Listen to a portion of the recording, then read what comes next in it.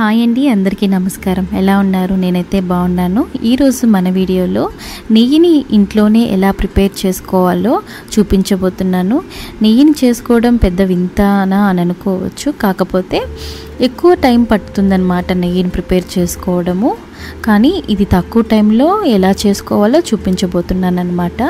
So దీనికి గాను నేను 2 months నుంచి పాలు కాంచాక వచ్చిన మీగడనైతే కలెక్ట్ చేసి పెట్టుకున్నాను ప్రతిరోజు. సో అది ఫ్రీజర్లో పెట్టుకున్నానండి. సో 2 months తర్వాత వచ్చిన ఇదంతా కూడా నేనైతే చూపిస్తున్నాను కదా. ఇదంతా కూడా 2 months నుంచి కలెక్ట్ చేసుకున్న మీగడ అనమాట. ఈ మీగడనైతే చిన్న చిన్న పీసెస్గా కట్ చేసుకొని మిక్సీ జార్లో వేసేసుకున్నాను.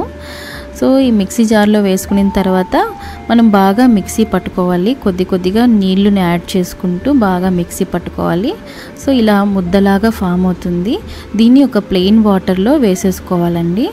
ఈ ప్లెయిన్ వాటర్లో వేసుకున్నాక దీంట్లో మనకి పాలు కానీ మీగడ కానీ ఉంటే అదంతా కూడా నీళ్ళల్లో కలిసిపోతుంది. ఏదైతే వెన్న ఉంటుందో ఆ వెన్న నుంచి మనకి నెయ్యి వస్తుంది కదా, ఆ వెన్న అనేది మనకి నీళ్ళ మీద తేలాడుతూ ఉంటుందన్నమాట.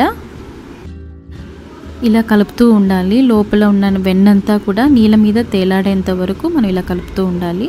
సో చూసారు కదా ఎలా నీళ్ళ మీద తేలాడుతూ ఉందో, ఇదంతా వెన్నే అనమాట. నా చేతికి కూడా చూడండి ఎంత బాగా వచ్చేసిందో. సో ఇది బాగా కలుపుకున్నాక వచ్చిన ఈ సబ్స్టెన్స్ అంతా కూడా మనం ఇంకొక ప్లెయిన్ వాటర్లోకి తీసేసుకోవాలి. సో ఇలా ఎందుకు తీసుకోవాలి అని అంటే, పాలు అనేవి ఉన్నాయి కదా, పాలు కానీ మనం పెరుగు తోడేసిన పెరుగు కానీ అంతా కూడా నీళ్ళల్లోకి వెళ్ళిపోతుంది. ఏదైతే వెన్న ఉంటుందో అది పైకి తేలాడుతూ ఉంటుంది. కాబట్టి నేనైతే ఇలా తీసుకొని సపరేట్ చేసేసుకుంటున్నాను. చాలామంది ఏంటంటే పాలు తోడు పెట్టుకొని దాని వల్ల వచ్చే ఏదైతే మీగడ ఉంటుందో దాన్ని తీసుకుంటారు. అలా కూడా చేయొచ్చు. బట్ ఇదైతే టైం అనేది ఎక్కువగా తీసుకుంటుంది. సో మనం ప్రతిరోజు పాలు తీసుకొని మీగడకి వేసుకోలేము కదండి. అలా వేసుకోలేని టైంలో మనము ఇలా చేసుకుంటే మంచిది. నాకైతే ఇప్పుడు నేను 2 months నుంచి కలెక్ట్ చేసుకునేది అయితే నాకు 1/2 kilo వరకు వచ్చింది.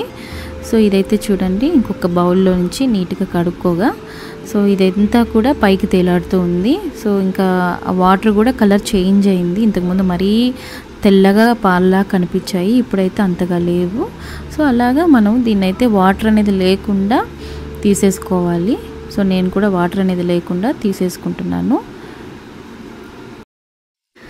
సో నా ఛానల్ కనుక ఫస్ట్ టైం చూస్తున్నట్లయితే సో నాకు సపోర్ట్ చేయండి, సబ్స్క్రైబ్ చేసుకోండి.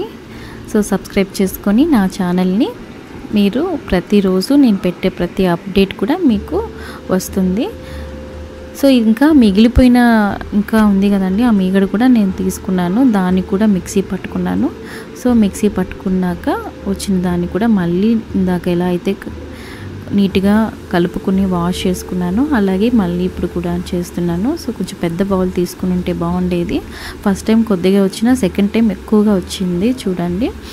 ఎందుకంటే అది మొన్న రీసెంట్గా నేను కలెక్ట్ చేసింది కాబట్టి నాకైతే ఇంత ఎక్కువ వచ్చేసింది అనమాట. చూడండి ఒక ముద్దలాగా. సో ఇదంతా నాకు ఓవరాల్గా నేను చేయగా నాకు వచ్చిన నెయ్యి అయితే మాత్రం దాదాపుగా 1/4 kilo నెయ్యి పైనే వచ్చిందండి. సో మంచి టేస్ట్ కూడా ఉంది. సో నేను ఇలా అయితే తీసేసుకున్నాను. చూసారా ఎంత గట్టిగా, ఇంతకుముందు అయితే పల్చగా ఉంది, బట్ ఇప్పుడైతే గట్టిగా. అంటే మనం ఎంతసేపు మిక్సీ పడితే, ఎంత ఎక్కువ టైం మిక్సీ పడితే మనకి అంత వెన్న అనేది ఫామ్ అవుతుందన్నమాట. నేనైతే ఇది 20 minutesలో నాకు కంప్లీట్గా ప్రాసెస్ మొత్తం అయిపోయింది. సో మనకి చూసారు కదా ఎంత బాగుందో. ఇది ఒక క్రీమ్ లాగా ఫామ్ అవుతుంది. సో దీన్ని మనము బ్రెడ్స్ మీద కూడా యూజ్ చేసుకోవచ్చు. చాలామంది ఇది ఒక బౌల్లో తీసి పెట్టేసుకుంటారు కొద్దిగా సాల్ట్ వేసుకొని. సో ఇలా సాల్ట్ వేసుకొని తీసుకునే దాన్ని మనం ఏం చేయాలి అని అంటే దాన్ని బటర్ లాగా యూజ్ చేసుకుంటారనమాట. సో బటర్ బ్రెడ్స్ మీద యూజ్ చేసుకుంటారు. నేను కూడా అప్పుడప్పుడు పిల్లలకి ఇలా చేసుకున్నప్పుడు కొద్దిగా పక్కన పెట్టుకుంటాను. బ్రెడ్ మీద అలా అప్లై చేసుకొని తింటే మంచి టేస్ట్ వస్తుందండి. రోస్ట్ చేసుకొని తిన్నామంటే భలే ఉంటుంది.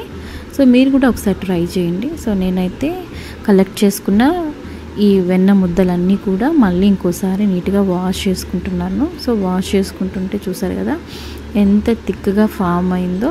దీనంతా తీసుకొని మళ్ళీ నీట్గా వాటర్ అనేది లేకుండా ఇంకో బౌల్లోకి కలెక్ట్ చేసుకుంటున్నాను. సో మనము ఇలా కలెక్ట్ చేసుకునే దాంట్లో వాటర్ అనేది కొద్దిగా ఉంటుంది. సో ఆ వాటర్ అనేది లేకుండా కంప్లీట్గా మనము తీసేసేయాలి. సో వాటర్ ఉంటే ఎక్కువ మనకి ఏమవుతుందంటే నెయ్యి కంటెంట్ అనేది తక్కువ అయిపోతుంది. సో ఇప్పుడైతే నేను స్టవ్ మీద పెట్టాను. పెట్టిన ఒక 1 మినిట్లోనే నాకు ఇలా నెయ్యిలాగా అయితే ఫామ్ అవుతుంది. సో దీంట్లో వాటర్ కూడా ఉంటుందన్నమాట. వాటర్ అంతా మనకి మెల్ట్ అయిపోయి చివరికి మనకి నెయ్యి అనేది ఫామ్ అవుతుంది. సో చూసారు కదా ఎంత బాగా ఫామ్ అవుతుందో. పైనంతా నెయ్యి అనేది తేలాడుతూ ఉంది. కింద ఏవైతే ఇంప్యూరిటీస్ ఉన్నాయో అవన్నీ కూడా కిందకి వెళ్ళిపోతాయి అన్నమాట. మధ్య మధ్యలో కలుపుతూ ఉండాలి. నేను ఎక్కువ ఓవర్ టైం పెట్టేశాను. సో వేరే పనిలో పడి కాబట్టి నాకు కొంచెం డార్క్ కలర్లో నెయ్యి అనేది ఫామ్ అయింది. ఇందులో వచ్చేసి కరివేపాకు కానీ లేకపోతే తమలపాకు కానీ యాడ్ చేసుకుంటే మంచి సువాసన అనేది వస్తుందండి. సో పచ్చళ్ళలోకి నెయ్యిలోకి వాటిల్లో వేసుకున్నామంటే మంచి టేస్ట్ అనేది ఉంటుంది. సో నేనైతే దీన్ని ఫిల్టర్ చేసేసుకుంటున్నాను. ఫిల్టర్ చేసుకున్నాక చూసారా నాకు ఇదైతే వైన్ కలర్లో అయితే ఫామ్ అయింది. ఎందుకంటే ఎక్కువసేపు నేను అలా పెట్టడం వల్ల. మీరైతే గోల్డెన్ కలర్లో యాక్చువల్లీ ఫామ్ అవుతుంది. ఎక్కువసేపు పెట్టకుండా ఉంటే గోల్డెన్ కలర్ ఫామ్ అవుతుంది అనమాట. సో ఇదైతే